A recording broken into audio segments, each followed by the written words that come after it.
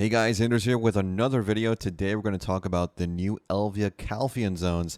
This is going to serve as a preview for what we're getting in this week's patch. Overall, we have 5 new zones with AP recommendations ranging from as low as 270 AP to as high as 310 AP. So let's start with the basic mechanics of this new area in Elvia Calpheon. The difference between Calpheon versus Serendia Elvia is the lack of weapon drops from Calpheon. Instead, we have a new rare drop called Ancient Spirit Light. This item will drop into your inventory and you'll have 6 hours to consume it. The function of this item is to cleanse nearby Distortion Rifts. Now, these rifts appear at random in Elvia zones. If you defeat the monsters near them, you have a chance to actually spawn these new Distortion Bosses. Essentially, using the Ancient Spirit Light will cleanse the nearby rift and give you a damage buff, much like the weapon buff in Serendia Elvia, but this one will last for only 5 minutes. If you use the Ancient Spirit Light when there is no Distortion Rift, nothing will happen. You actually consume the item for no reason. So that's why they give you a timer of 6 hours. You'll want to wait to use it when you have a Distortion Rift appear in your grind spot. Now, I touched on Distortion Bosses a little bit. Like I said, there is a chance for these bosses to spawn when there's a Distortion Rift near your grind. One of 3 bosses can appear and you will notice which one it is by the change of weather. So Giga Gord will be spawning if you see lightning, Cyclops will spawn if you see frost, and Ogre will spawn if you see meteors in the sky. Now, Giga Gord will also have waves of minions attack you before actually revealing himself. These bosses are incredibly difficult to kill until you learn their patterns, but we should be getting the nerfed versions of these encounters in our patch update. Defeating these bosses can get you a higher chance to acquire some of the more rare drops in the Elvia Calpheon zones. Now, some of these drops are the Blessed Cup and Despair Crystals. Now, the Blessed Cup is an item that you can infuse into your Alchemy Stone to get more stats. More importantly, you get 2 sheet DP from this. It's really good. At launch, it's going to sell for 12 billion silver on the marketplace, with these Despair Crystals needed to craft this item selling for around 50 million silver each. Now, aside from the Blessed Cup, we have the new Burning Sun Remnants. Now, these are used to craft the new Blackstones for the new God weapons that are coming into the game. So all crafting recipes are going to be on the screen, of course, but do note that these are my translations for the item names, so they may be slightly different to what they're called on your region servers. Now, each remnant is going to sell for 20 million silver.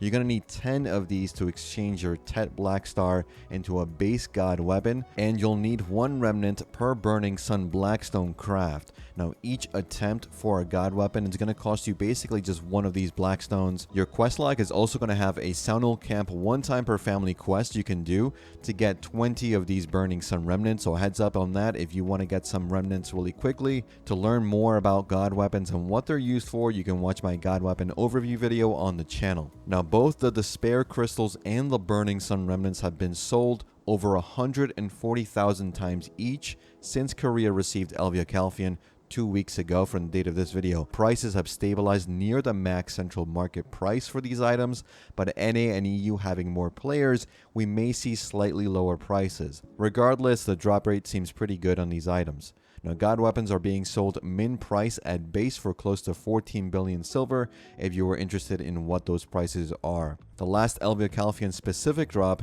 is something called the Encroached Breath. Now, this item is used to craft the Encroached Frenzy Draft. This Frenzy has 5 more monster AP than the regular one. That's the only difference. You can also do daily quests to get Nightmare Powder, an item you exchange for Encroached Breath or Burning Sun Remnants in coupling with a new NPC. There are more dailies that have been added since to get even more Nightmare Powder, but it is unclear if we will receive the base 3 dailies per zone or the weeklies as well. Now, let's go over each zone and their general mechanics and loot tables. Let's start with Saunil Camp.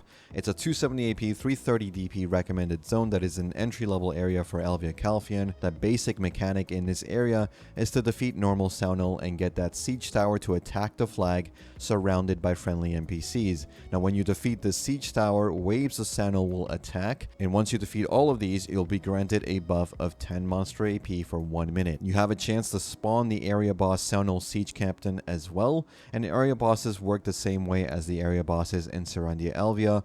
They have a higher chance of rare items dropping from these guys, but they can also spawn alongside Distortion Bosses here, so be aware. Rhutum Outstation is the next Elvia zone we'll take a look at. It is a 280 AP and 260 DP zone that has you defeat Rhutums guarding a flag. Once you do, waves of Rhutums will spawn and attack. Once you defeat these waves, a supply cache nearby will be destroyed, giving you more loot. Once you defeat 3 watchtowers in this area, a Rhutum wizard will spawn and cast an AoE bubble that will debuff you with a reduced monster DR effect. And the area boss Rhutum Warchief can also spawn here as well on top of that Rhutum wizard. Now, Primal Giant Post is a 290 AP, 370 DP zone that has you defeat packs of giants that will drop soul orbs upon their death, and when enough soul orbs gather, swarms of special giants will attack. Once you defeat the waves, an elite giant is going to appear. Defeating him will grant you with an attack and cast speed buff of 15% for 1 minute. There's also a chance that the area boss Gehaku will spawn when you defeat the elite. The next 2 spots, Hexe Sanctuary and Quint Hill, will be the hardest zones in Elvia Calpheon by some margin. Hexe recommends 300 AP and 390 DP, though you will want a class with a lot of iframes and frontal guards. The mechanic here revolves around the Whitmirth and green skeletons. Now, if you destroy the green skeletons, skeletons around you will resurrect, and the Whitmirth will continually harvest the souls of the undead you defeat. Now, once the Whitmirth has harvested enough souls, it's going to appear fully and attack you. Once that's defeated, waves of undead will attack, and after enough undead are defeated, the area boss Hexe Marie will appear. She will possess nearby undead, and if you defeat these possessed undead first, they will deal heavy AoE damage to yourself and the boss. Now, Quint Hill is the hardest spot in Elvia. Recommended AP is 310 AP and 400 DP, though you will want to avoid getting hit at all costs. Your DP will only save you from 1 or 2 swings, depending on your class. Now, the mechanic here is very simple. You defeat normal trolls around these petrified trolls. Once the normal ones die, the petrified one awakens. You can defeat them, but be aware they will respawn 1 time and call on nearby trolls to attack you with them. You can focus on troll shamans nearby as well. Now, once these shamans are defeated, they do not respawn, but instead leave a petrification field that will petrify any troll that comes into the AoE. The idea basically is to lure the elites to the shaman circle, petrify them, and just deal free DPS, making grinding here a lot easier. That's the Elvia spots overall. The last question I think we have to answer is, which spots make the most money? What's the silver per hour look like? Well, information on that is scarce at the moment, but from what I could tell, Elvia spots will net you on average 500 to 700 million silver an hour, or sometimes more depending on how many remnants and despair crystals you're getting. The spots here are heavily dependent on RNG drops.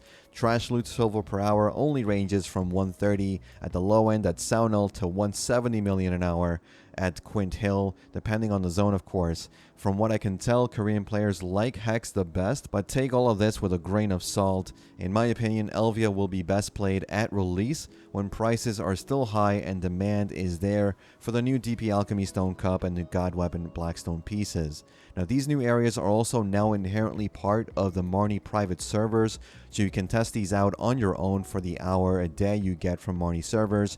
Again, these are all solo spots. There are no group spots with this one. We may get 2 more zones in Manchas and Catfish that could be group spots moving forward, but we don't know yet. And that's it for this overview. Hopefully this was helpful. It took a lot of work in translating, so bear with me if I mistranslated something, and let me know what you guys think in the comments. As always, thanks again for watching. Thanks for listening. I'll see you all in the next one. Take care.